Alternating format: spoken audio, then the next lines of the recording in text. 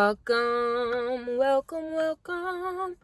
If you are new here, welcome to my channel. If you aren't, welcome back. But if you are new here, I make faith-based content. And so if that's something you're interested in, please hit the subscribe button and join the family. Without further ado, let's get into this video. Okay, so I feel like this is more so a message for myself, as well as something that I'm also going to share with you guys for people who are going through the same thing as me, so that you will be encouraged and know that you aren't alone. As you guys know, I have been on a journey. I am healing, actively healing, and also working on my relationship with God. And okay, so this past few days, I just kind of felt ashamed because I did something that I told myself I would not do again. And, you know, I had my moment with God where I asked for forgiveness, and I still fell back into that same thing. And I felt ashamed. I felt guilty. I felt like, you know, I wouldn't be surprised if God was like, okay, girl, I'm done with you. Like, do you hear me? I'm completely done with you. I'm tired of your inconsistency. Like, I would not be surprised if God did that.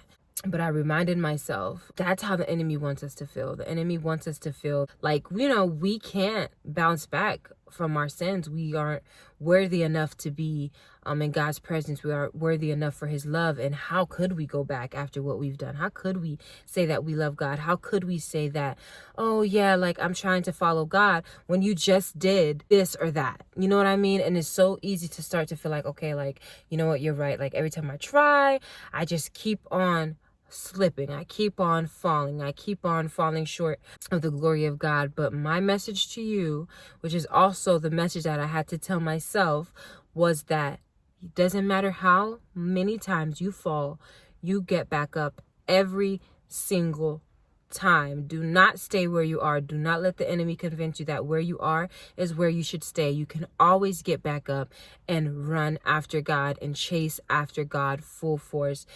He wants that. As a matter of fact, he doesn't want you to think that you're alone, that because you sinned, because you made this mistake, that's something that we'll do, because we're human and we're living in this flesh that just desires. It's almost like it craves sin. You know what I mean? The thing that keeps us grounded, the person that keeps us grounded is God and his word. And me, if I wasn't reading my Bible more, I probably would have went back into that funk, went back into that depression, that sadness, thinking that, you know what, like I'm just a failure. Like I can't stay consistent with anything. But I decided to get back up again because I know there is nothing good for me if I stay down. I've experienced that. I allowed myself to talk down to myself. Like, honestly, just give up, because you keep trying and yet you keep failing. But I'm here to tell you, keep on keeping on. And I say this all the time, but literally keep on yearning, keep on fighting, keep on asking and praying and pleading with God to put the desire in your heart to be with him, to not want to sin, to love him more. And in doing so, when we get all these things from him, we're not going to want to go step back to our past. We're not going to want to do the things that hurt us before. We're not going to want to hurt other people, because we have this new and improved heart. And so, yeah, I just wanted to share that, because it is so easy. Like, it is so easy to stay where you are because it's comfortable. Stay where you are because that's what you're used to. Stay where you are because you've convinced yourself that that's where you should be, because it doesn't matter how many times you keep trying, something happens. I'm here to tell you that you can, and you should, and you will get back up again, and lean on the one who will give you strength. Lean on the one who loves you more than anyone in this whole entire world.